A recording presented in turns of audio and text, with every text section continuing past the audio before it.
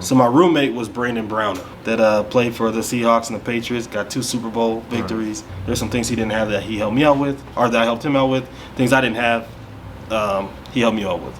So every play, he was willing to die on the field.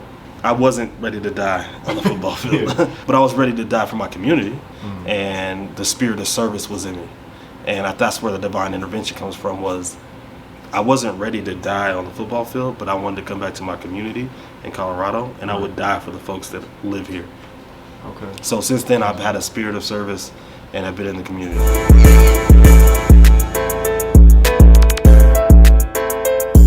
Mile Minute, #1 blog in the universe, man. We live. We in Aurora, Colorado, with the special guest, Rob Andrews, man. I appreciate you for coming on the show. Absolutely. Thanks for having me. No Appreciate problem. that. Yeah. Shout out Josh. Kind of helped put this interview together, so Yep. I appreciate you. Yeah. But yeah, this is our first interview, so I want to dive into your backstory a little bit. Sure. Where were you originally born? Colorado Springs, Colorado. Southeast Colorado Springs, Pikes Peak Park. Okay. That's where I was born, yes. Born and basically raised, all District 2 schools. Yeah. Graduated from Sierra High School. Sierra Canyon? No. Just That's in California. Okay. So Sierra High School. So Sierra Stallions. Okay. Yep. How was that? Was that school? They pretty good at sports or anything? We were good at basketball. So you got a couple schools down there that are really good at basketball. You got Palmer High School, you got Sierra High School. Yeah. Good at football. Good at track. Yeah. So. Okay. What was life like growing up in the Springs? Life was good. I mean, it was tough. You know, it was a very difficult area. There's 5 military bases, so you have folks coming in from all different kind of places. And I grew up during the '90s, which was the summer during the summer of violence. So it was tough at that time. A lot of folks coming from California, entering gangs and things like that. But overall, it was good. Okay. Now, when you bring up the summer of violence, I've heard a lot of people talk about that in Denver. I haven't heard about that in the Springs. Obviously, if you know Colorado, like a lot of the same stuff goes on down there. Right. But so were they considering, what was it, 93, 94? 94, 95, that time frame. Yep. They were calling it summer of violence in the Springs too? Yeah, they were. So, I mean, it's documented there was a lot of issues in the Springs at that time and in Denver, right? It was due to different things going on throughout Colorado and how it was, legislated and how it worked. But yeah, it was a difficult time during that period. Yeah, people moving in from like you say, California and different places. Like Okay. Now, when did you move out of the Springs? Do you stay up here now, right? Yeah, so I live in Aurora. I moved out of Colorado Springs. I went to Hastings College, so I graduated from Sierra, then went to Hastings College in Nebraska, Hastings, Nebraska. Left there, went to play in the CFL, got cut, came back to take care of my dad, lived in the Springs, and in 2013 I moved to Aurora. Okay. Yep. So let's talk about that a little bit. As far as what led into your decision to go to Hastings, like were you considering any other schools, or? I would have loved to stay in Colorado, but it was the only school. It was the closest school that would allow me to play quarterback.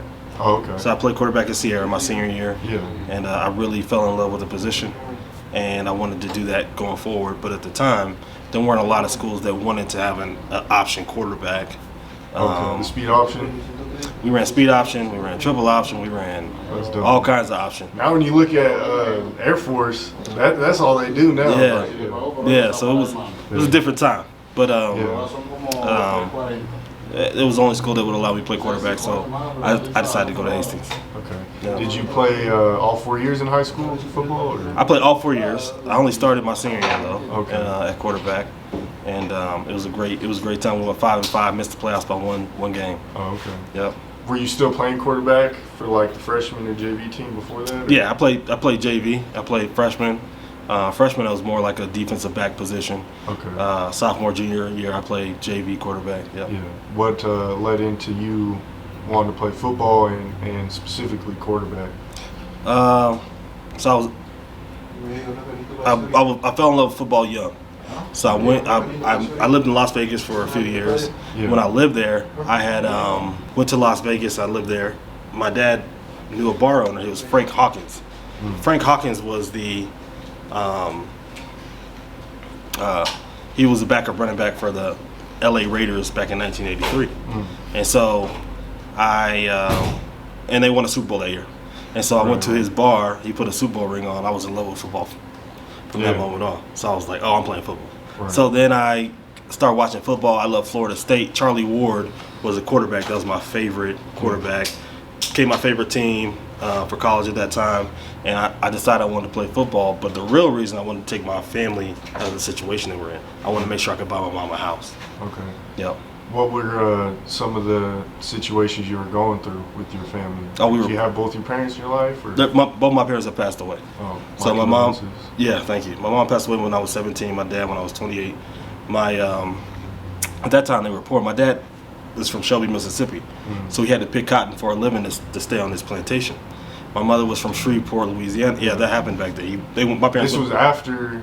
My parents went through Jim Crow. So my mom was born in 1948. My dad in 1955, and he had to pick cotton to stay on the plantation. And my mother was the son of a West Point enlistee.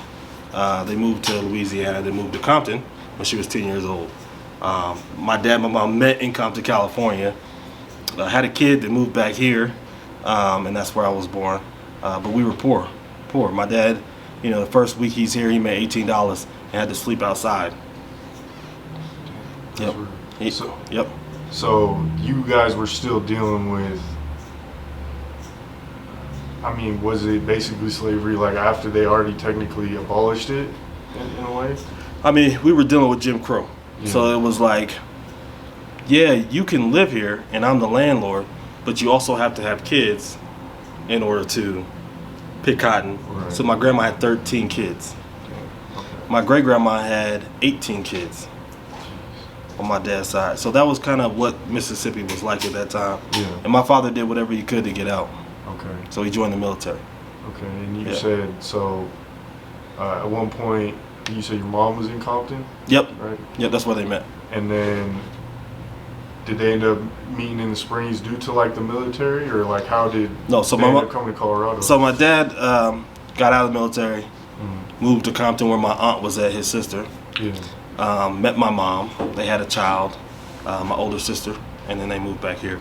My mom had two other children as well. Only one of them came. My older sister still out in Compton. Okay. What do you think gravitated them to Colorado at that time? So I had another uncle who was kind of the patriarch of the family, who was in the military at Fort Carson, and he called my dad and told him to move out there. He could help support him. Okay. Now, diving back into like your story, sure. You said you went to Hastings, you're playing quarterback. Yep. Did you end up graduating from there, going all 4 years, or? Absolutely. Okay. Yep. I graduated. I went 5 years, so I redshirted my freshman year. Yeah. Which was a crazy story. I redshirted. Then started to pick up momentum. My senior year, I played 4 games. I break my left ankle, 18 staples, 2 screws. Yeah. Tore my ligaments, broke my fibula and my tibia. I think my career is over. Yeah. So we have a dean at the time, but they knew how dedicated I was, and they thought I could play at the next level, so they gave him a tape. They said, "Hey, here's his tape. Can you send it to your brother, who's a CFL scout?" So we sent it to CFL. There was about three teams that were very interested. Yeah. There were some NFL teams interested too, but I was from a small school. I just broke my ankle, so they said you need to go to Canada before you can come to play in the NFL. Yeah. Yeah. So, what teams were interested in the CFL? So Edmonton, Saskatchewan, and Calgary. I ended up signing with Calgary. Okay. And how did your CFL career go for that time being? I think it went. I think it went the way it was supposed to. I think it was divine intervention type of thing. Yeah. So my roommate was Brandon Browner. Oh, okay. Yeah. So if you know Brandon Browner, he's a 6'4", 220-pound cornerback that played for the Seahawks and the Patriots, got 2 Super Bowl victories. That was my roommate. He taught me a lot about just playing sports and passion. Yeah. And purpose. Our first 4 weeks, we were great together, and there's some things he didn't have that he helped me out with, or that I helped him out with. Things I didn't have, he helped me out with. So what triggered me to come back really was I every play he was willing to die on the field. Every play he was willing to die. I wasn't ready to die on the football field. But I was ready to die for my community. And I didn't realize that until after I had graduated. I got a great education, and the spirit of service was in me. And that's where the divine intervention comes from. Was I wasn't ready to die on the football field, but I wanted to come back to my community in Colorado, and I would die for the folks that live here. Okay. So since then, I've had a spirit of service, and I've been in the community. Okay. So a lot of the things you're doing now kind of got embedded in you during that time, you would say? Okay. Yep. Now, what did you go to school for? So I studied psychology with a minor in religion. Okay. Yep. A minor in religion. That's interesting. Yeah. What, are you still religious? Or? Yeah, I'm Christian. I'm a Christian. Okay. Yeah. So you're playing football, you're in the CFL, but you had to come back from that injury. So like how were you able to do that? I feel like a lot of people would just give up in that instance. So like what kind of led you to not give up? I've never given up at anything. So I have the will. You know, I always feel like you have to will yourself to things that if you want to make them happen. If nobody wants to help, that's fine. Yeah. I'll just will myself to make it happen. And so that's been in me since a kid. Some people call me stubborn, some people call me crazy, but I feel like I'm just willing myself to a victory. Yeah. Okay. Yeah. Okay. So what was your plan after you finished your football career? Like, did you instantly kind of go into that? Like, was that tough for you or at first? Or? So for me, luckily, I got to be at school. Basically, my football career essentially ended, right? So I break my ankle. I'm in bed for like 5 days, right? Like surgery, I'm in bed for 5 days, and I'm kind of like trying to figure out what I'm going to do next. You have to reinvent yourself. The identity has to change. I'm no longer this football player who's been playing football for a long time. I got activated on campus with running the Multicultural Student Union, where we helped all the folks on campus that were multicultural have a safe place to go. And then Team Against Bias, where we help folks that have experienced racial or gender or sexual bias have a place as well. So that kind of kept me going, kept me working with the administration there, and that was my passion. I was very passionate about those things. Okay. So much so that now I'm on the Hastings College trustee board. I'm a board member on the college. Right. Okay. No, that's dope. How long were you living in Canada, and then did you move to Nebraska, or you moved? So from here, I went to Nebraska, and then I went to Canada, and I was in Canada for like a month, right? So I signed my deal, and the day before my birthday, March 15th, I signed my deal. So the way the CFL works, it's a little bit different than NFL, right? So I signed the deal. The deal's good. I get there. I'm going through training camp. Training camp is over. I got hurt, had food poisoning, and then it was like, played in the game, and then that was it. Then it was like, okay, we're gonna cut you, but we want you to come back and blah. And I was just like, I'm good. Okay. Yeah. Did you? I'm sure that competition was still like, was it a lot tougher than college up in the CFL? Even though it's not necessarily NFL, I'm sure. It was good, but for a competitor like me, it was the perfect place for me. Yeah. Right? Like, I'm pretty competitive, I believe, and I learned a lot. I still keep in touch with those guys. It was great. Yeah. Okay. And as far as like high school and college, did you like have any dope memories or like record-breaking moments that you think about, or like, you know what I'm saying? Do you still have any like dope jerseys or artifacts from like in your playing career? I don't keep any of that. Okay. The reason why I don't keep it is because I feel like when people keep awards and things, they become complacent, and I don't want to ever become complacent. So I have newspaper clippings and things like that put away. So when I first get them, I would give them to my dad before he passed away, and he would put them in a box away from me. But I don't look at those. That kind of stuff. Yeah. I need to take that one. Yeah, I don't want to see myself in any kind of way like that, because then you forget what the purpose is, and I just want to be, want to keep going forward. That's an interesting fact. I feel like a lot of people would want to keep their awards and stuff, but that's valid, because there's been times where I've kind of like looked at some of my successful moments and like I'll get a little complacent. You know what I'm saying? But I don't want to keep that hungry. Don't want to ever feel like I made it. You know what I'm saying? I think I have 2 awards on my office wall now, and those awards, the reason why I have them up is because one of my staff members says you need to show people when they come in that you're being, like, you're respectable. Right, they need to know that you have done this and that they're in a good office and safe and secure. But that's never been my thing. I got tons of awards that I'll never, like, football, like high school, like, I'm good. Okay, and then real quick, one more sports question, then we'll start diving into what's going on now. Did you play any other sports besides football, or? You know, pick up basketball, but I never played on a real team. My son does play basketball for real. He really loves that sport, so he has that heart for it. But not me. Yeah. Okay. So yeah, well, you know, let's talk about that transition from you know, your football career. And you said you came back to Colorado Springs. Yep. What were your beginning steps, you know, towards your career at that point? You know, when I got back there, my dad was sick, so I had to support him. I took a job, just whatever job I could take, supported him. This was during the Great Recession.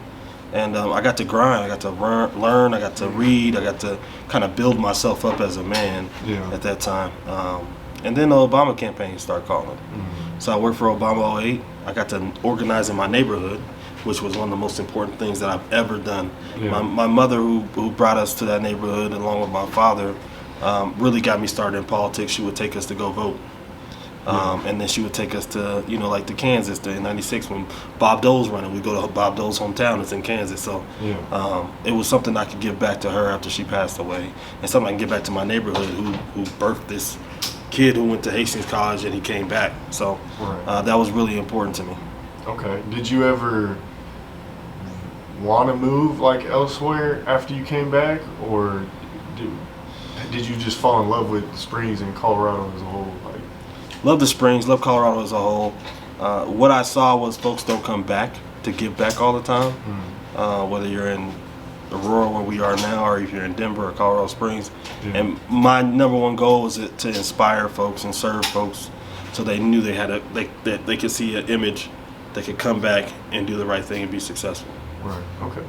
Now, that was like your start in politics. Were you considering any other career paths, or was it, you know, I'm gonna focus on politics? Well, I didn't even know if it was politics. It was service. Okay. Right. I wanted to serve folks. I still do. I mean, that's my passion, is waking up and helping and serving folks every day. So it wasn't necessarily politics. Politics just allows you the freedom to serve more people. Right. Okay. Right. We have 9 locations throughout Colorado, but when I get in office, I'm going to be able to serve way more people than my 9 locations can even have the capacity to serve right now. Right. Okay. And when you say locations, you know, you obviously gave me a little rundown, but if you could let the people know. Absolutely. So, President, CEO of Community Works, we help folks go back to work through job preparation, job placement. We're the largest BIPOC organization in Colorado to do that. Yeah. Okay. And I mean, even at this Aurora location, you got the barbershop, you got the studio. Yeah. Is it like that with all the other locations? And where do you have all the locations again? Absolutely. So we have 9 locations. So Pueblo, Colorado Springs, Denver, Aurora. They're spread out through there. And 4 of the 9 are like this. And we call them program sites. We have a retail location down in Colorado Springs called Wealthy, because health is wealth, right? Right. But the 4 sites that we're talking about out of the 9 are like this. And the reason why we do that is because we like to inspire folks to go back to work through culture. Okay. Yeah. How does one start something like this? You know. It's a nonprofit, right? Correct. I mean, it just seems like a lot of willpower and like a lot of mental strength to be able to pull a lot of this off. You know what I'm saying? I have trouble even keeping an office open for my media business, so like I couldn't imagine what it would be like to, you know, run, you know, multiple like nonprofit organizations that even within one organization there's still multiple like things going on. You know what I'm saying? Sorry, I'll be making questions. No, that's okay. That's okay. That's a good question. But like, how does one kind of have the willpower to do that? If I had to do this by myself, I wouldn't be able to. You know, I got a great team. I got a good friend of mine that I've had since 2nd grade, who is our chief operating officer, and he does a lot of this work with me. And then we have a finance person that's great as well. We have admin team, that's great. So it's not me by myself, and I didn't start this, right? So I came on year 20. We're in our 27th year. I've been there 7 years. Yeah. But when we started, we were in 5 people in a warehouse, and then we expanded down to where we're about 76 people across Colorado. Were there like any moments you thought about, man, like this is tough? I don't know if I can keep doing this. Maybe I should just go work a regular job, or you know what I'm saying? Yeah, I think you have those moments, but the spirit of service is what keeps you going. Yeah, it's not about. It feels much better to make it, when you're going up the hill, and you know there's a top, when you can see where the top of the hill is at, versus just going down the hill and you're like, I don't know what's happening. Yeah, it's a lot easier. So, I mean, I think anybody that has ever built something, it's been tough. Nobody has an easy road, and if you think it's going to be easy, this might not be the thing for you. Right. How do you get through those moments? I have a lot of faith. I keep the faith. I'm a believer. I got good friends and family, a wonderful wife, incredible kids, great friends, and they always remind me that you can do it. I don't think I'd be here without them, and that's how I keep going. I think if I was to rely on watching a Instagram or a Twitter or reading the news about myself, I probably wouldn't be here. So your circle that you're in is going to determine how far you go. Okay, that's some good advice. So everyone on YouTube watching this, listen to what he's saying. And then you brought up you have a son too. How did that, change your life or motivate you more? Yeah, so we're a blended family. I have 3 kids, 17, 12, and 10. They all boys? All boys. Okay. My youngest identifies as they. Okay. But love him to death. He's my heart. And then my middle child is named Robert James, so he's named after me. And then my oldest, who from the blended family, is Lyndon, who's my everything as well. So, when you have those 3 staring you in the face when you come home, you have no objective but to go harder and to work harder and do everything it takes. And as a man, you got to stand on your principles, morals, ethics, values, character, integrity. That's what I teach them. That's what was taught to me, and that's what makes a man, having those values, and that's what makes a person, is having those values. And so I get to instill those things, and that's what's really important to me, is that they see their dad, reaching for the moon, going after the stars, going after the planets, and not being docile. That's real. Yep. I just had my first son, so did you? Congratulations. Thank you. I'm taking advice right now. You feel me? Yeah, sure. Yeah. It's a long road. Just text me. Okay. So back to get into you work for the community. Yep. So you moved from the Springs to Aurora? Yep. Okay. Yep. And when you got out here, did you, because you're about to run for office, or you're already running? I've already filed, so I'm in the race. Yeah, we're in the race. Okay. Race for mayor. Talk about that a little bit. Yeah. How's that going? And it's for Aurora mayor? Yep. Okay. Yeah. My bad. I got confused because I was like, wait, the Denver mayor race just happened. Yep. No problem. So talk about the Aurora mayor race, why you wanted to run for Aurora. Sure. And how that's all going, and when, what are like the deadlines and stuff like that for people? Yeah. So I moved to 2013. I moved to Aurora. That was the first place I moved when I got up here. Lived here for a while. Moved to Denver for a little bit. Came back here about a year and a half ago. But we've been working in this community for 7 years straight. I lived here prior to that. Aurora's been great for me because it's one of the most diverse places in the world, right? In the nation for sure. And that's really speaks to me.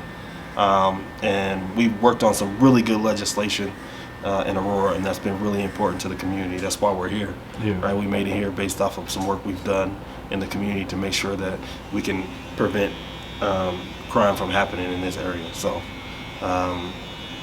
that's my Aurora story. Right now, if we're looking at the race, we're going to say that August deadline to get the signatures and to be on the ballot, and we're going to work towards that. We're going to do the best we can to make it on the ballot. I believe that we're going to do that as hard as we're working, and then November 7th is the election, I think what folks are going to want to believe is I have a slim margin to victory. I think folks are going to say that because, you know, I'm a political newcomer, or folks haven't heard of me. But the work that we've done in Aurora is going to tell the tale and tell the story over the next few months. Right. Okay. And just out of curiosity, you know, because like you said, political newcomer. Would you say you might be younger than some of the other candidates, or about the same age? You know, I think the incumbent, who's the mayor, is much older than I am. Okay.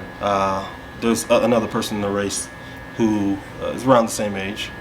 I think the issue more is when you're in Aurora, folks think that you have to be in politics to represent folks. Right. It's a much more of a, I've been doing this for a while. Right.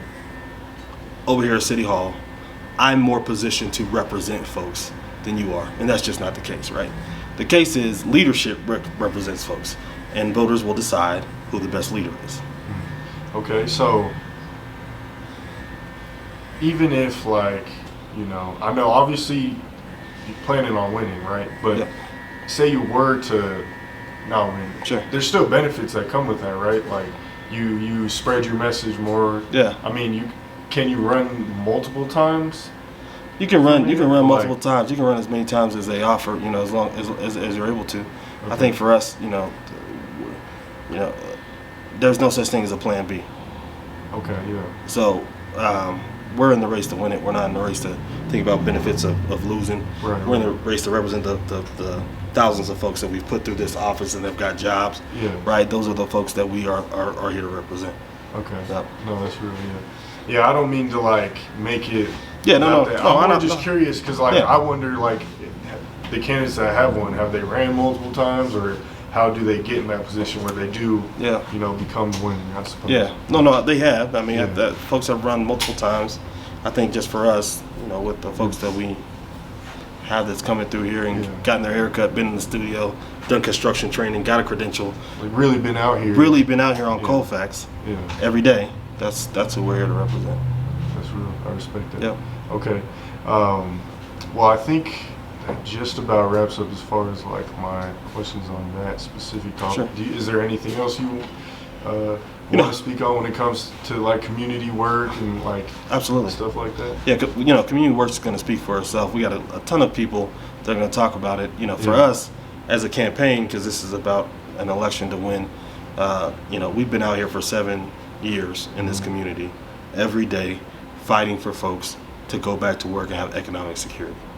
We have not been in City Hall fighting every day, but we've made lives better here. We're going to continue to do that. And this race just allows us to have a larger capacity to do that, and that's what we're doing it for. Right, okay. And then as far as, I did want to dive a little deeper on the job part. So basically, from the brief overview I got on the jobs, you basically are working on giving job opportunities to people who are probably less fortunate or coming out of tougher situations, coming out of jail, stuff like that, if I'm not... Absolutely. So there's 5 target population we serve. Folks that are formerly incarcerated or currently, folks that are on food assistance, which is formerly known as food stamps, folks that are on temporary aid to needy families, which is TANF, veterans, people over 50. That's the population we serve. What in specific made you want to focus on that? Because I feel like a lot of people focus on like homelessness, and not to say you don't. I'm sure you know, you probably folks come in, they're homeless. Or unhoused is the term that we should be using. Okay. But yeah, what made you like want to focus on that, or have that be one of your main, I guess, pillars to your I think that's a good question, and it's a question that not many folks know. So, my father was a veteran. I grew up on food assistance or food stamps. My sister's been on temporary aid to needy family for 60 months. My parents struggled to find a job after 50, right? And I have a brother that was formerly incarcerated. So you kind of relate to all of them. Okay, no, that's real. All right. Which is a reflection of the folks of Aurora. Right. No, that's real. Now let's talk real quick too. I don't want to dive too deep into the subject, but you know, a couple years ago, Aurora was known for, you know, rest in peace, Elijah McClain, that whole situation. How do you kind of take that in with you running for office and things of that nature, you know? I think that's a tough situation. Right. You know, Elijah McClain looked like my children. And I can only imagine being the father or the mother of a child that happened to. At the same time, we have to be respectful of the situation and know that, give everybody the ability to grieve through that. So for the parents of the child, we want to be respectful. Also for the other side of it, with the police officers that may have not done everything as accurately as they should have. Yeah. Our country is made off of laws, right? And we have to protect and serve, but we also have to uphold the laws of the people in the community. And that's part of the reason why I'm running, is to make sure that we're able to do that. Right. Yeah. Okay. It's a balanced approach. We can't just, you know, we can always say that folks are wrong. Right. Absolutely. And hold them accountable. And that's what we need to do, but we also need to support in both ways. Right. Okay. No, I respect that. Balance, I feel like, is the answer to a lot of things in life. That's what makes community. Yeah. It's balance, yeah. Okay. I want to talk about, you know, I'm a hip hop platform, Sure. so I want to talk Sure. about like some of the music scene. Absolutely. Who are some of like your favorite artists out here, or who do you, you know, do you have some favorite Denver artists you listen to a lot? Yeah. You know, I love Trev Rich. He's a family friend of ours. AP is incredible. Yeah. Squizzy's a good friend of mine, good dear friend of mine. Right. What they've been able to do, the run they are on, has been unprecedented. I think in Denver hip hop, outside of MNLD. So. Oh yeah, MNLD. Yeah. Don't forget about MNLD. Yeah. Yep. I love Young Doe. I think he's a lyricist and incredible with what he does, and kind of really a godfather through the lyrics of what he's saying and through his entrepreneurship. Yep. So love. Those are the folks that I really listen to. Okay, that's dope. How do you feel like the Colorado music?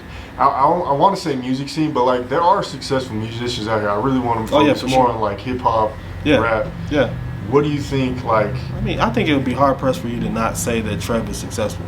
Right. You know what I'm saying? Like, it's hard. A Grammy-nominated artist. Right. Been on movies. If that's not successful, tell me what is. You can't really. Yeah, exactly. Yeah. So that's what I'm saying. The run they're on. Yeah. I mean, folks need to. You know, I think there's a lot of parody in music right now in Denver. So you can go to different pockets and find really good music.